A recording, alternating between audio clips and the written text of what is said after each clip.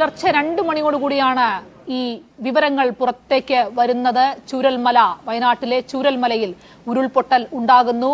അതിനപ്പുറത്തുള്ള ഏതാണ്ട് 2 കിലോമീറ്റർ അപ്പുറത്തുള്ള മുണ്ടക്കൈ എന്നുള്ള പ്രദേശത്ത് അതുപോലെ തന്നെ ഉരുൾപൊട്ടൽ ഉണ്ടാകുന്നു. അതിൽ ചൂരൽമലയിലേക്കാണ് രക്ഷാപ്രവർത്തകർ ആദ്യം എത്തുന്നത്. ചൂരൽമലയിൽ ആ പാലത്തിനപ്പുറമാണ് മുണ്ടക്കൈ എന്നുള്ള പ്രദേശം. പക്ഷേ ആ മണിക്കൂർ മുതൽ ഈ നിമിഷം വരെ മുണ്ടക്കൈയിലേക്ക് ഒരു രക്ഷാപ്രവർത്തകന് പോലും എത്താൻ കഴിഞ്ഞിട്ടില്ല എന്നുള്ളതാണ്.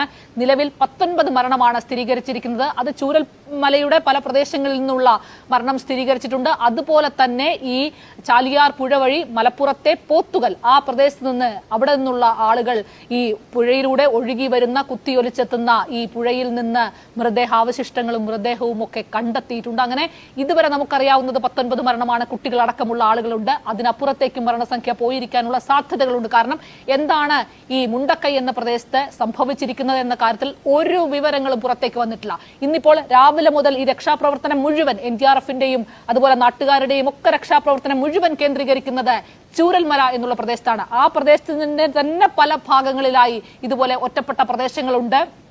വാഹനങ്ങളടക്കം ഈ വലിയ മലവെള്ളപ്പാച്ചിൽ ഒഴുകിപ്പോയിരിക്കുന്നത് നമുക്ക് കാണാം. പ്രേക്ഷകർക്ക് തന്നെ ആ ദൃശ്യങ്ങളിൽ നിന്ന് കാണാം എത്രത്തോളമാണ് ആ പ്രദേശം പൂർണ്ണമായും തകർന്ന് തരിപ്പണമായിരിക്കുന്നത് എന്നുള്ളത്. ഇതാണ് മുന്നിലേക്ക് വരുന്ന ദൃശ്യങ്ങൾ.